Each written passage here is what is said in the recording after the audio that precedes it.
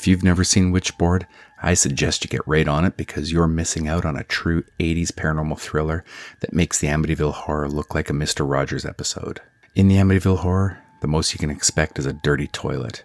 In Witchboard, you get impalements, face squashings, dreamed beheadings, and a psycho-inspired fall scene that Hitchcock himself could not have done any better. It's a pretty layered plot, a bit of a rarity in horror.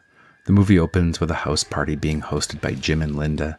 Jim is incensed that Linda has invited her old boyfriend Brandon, who incidentally was Jim's best friend, but that relationship went down the shitter when Jim started dating Linda, despite the fact that he acknowledges his lack of ability to love anyone. This in turn infuriates Brendan, who is still in love with her and believes Jim stole her from him. To that end, the two men spend much of the movie verbally beating the shit out of each other, while Linda tries to remain neutral. The character's backstory weaves perfectly with the scarier main plot. Anyway, during this party, Brendan brings a Ouija board, of course, which he and Linda use to try to make contact with the spirit of a little boy that Brendan frequently talks to. After a drunken Jim throws insults and mocking the spirit, it responds by flattening the tires on Brendan's new sports car. The party breaks up after that and Brendan leaves, forgetting to take his Ouija board with him. Over the next few days, Linda begins using the Ouija board alone, something she was warned not to do. She assumes that she is talking to the spirit of the little boy, who seems nice and helpful, but after a few days his behavior changes and he turns into a bit of a dick and starts to frighten her, causing her own personality to change as she becomes more obsessed with using the board. Her crankiness and profanity is not lost on her boyfriend Jim, who assumes it's a symptom of pregnancy. Why don't you just rattle your fucking head next time? As opposed to Brendan's diagnosis that it's a symptom of progressive entrapment, a syndrome that affects people who are addicted to using Ouija boards.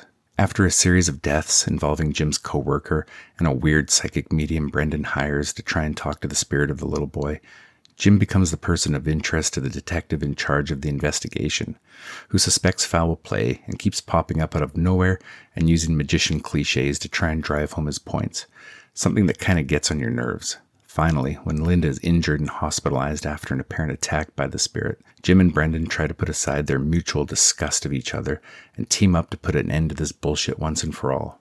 The spirit, who now it seems is not the little boy they thought, but the spirit of a sadistic murderer named Malfador, who lived on the same property as Jim and Linda and is out to fuck all of them up.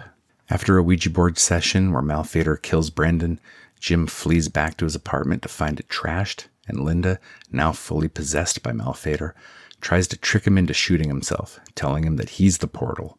Jim almost squeezes that trigger, but at the last second, he shoots the Ouija board instead, freeing Linda of the evil spirit, but knocking him out of the window in Malfador's final struggle to regain control.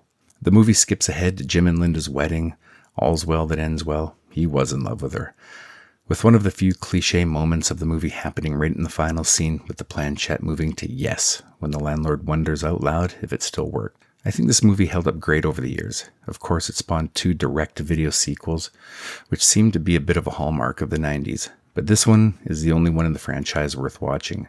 I don't even consider it a franchise. I think it's a standalone work with 2 crappy in-name-only sequels that should have been flushed down the shitter along with the Darkmen sequels. But it's fantastic. It's the 80s. Give it a watch.